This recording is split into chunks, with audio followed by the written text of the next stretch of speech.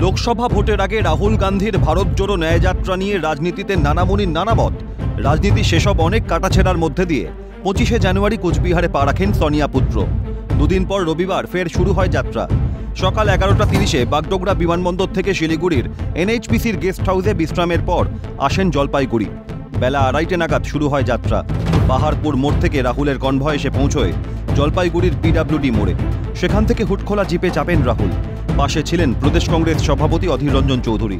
PWD মোড় থেকে থানা মোড় হয়ে কদমতলা উকিলপাড়া মোড় পর্যন্ত প্রায় 2 কিলোমিটার চলে রাহুলের রোড শো, যাকে ঘিরে কংগ্রেস নেতাকর্মীদের মধ্যে উন্মাদনা ছিল তুঙ্গে। পাশাপাশি গান্ধী পরিবারের পুত্র এলিজিবল ব্যাচেলর রাহুলকে দেখার জন্য আম জনতার ভিড়ও ছিল চোখে পড়ার মতো। তবে ভিড় উপচে পড়ায় নিরাপত্তাজনিত কারণে পদযাত্রায় সামিল হতে পারেননি রাহুল।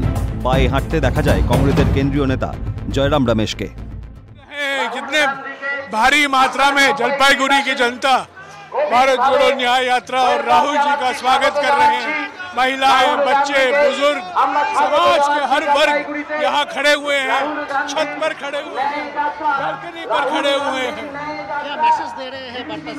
ये भारत जोड़ो न्याय यात्रा एक वैचारिक यात्रा है, चुनावी यात्रा नहीं है। গাড়ির মধ্যে ছোট পথসভা থেকে বার্তা দেওয়ার কথা থাকলেও তাও হয়নি। এরপর সেই যাত্রা রাজগঞ্জ ফাটাপুকুর হয়ে শিলিগুড়ি চলে যায়। জলপাইগুড়িতে ভারত জোড়ো ন্যায়যাত্রায় কার্যত জনজোয়ারে ভাসলেন রাহুল গান্ধী। তবে এই জনজোয়ার ভোট অঙ্কে কাকে কতটা এগিয়ে পিছিয়ে দেবে সেটাই দেখার। তিতাস পালের রিপোর্ট, ক্যালকাটা নিউজ।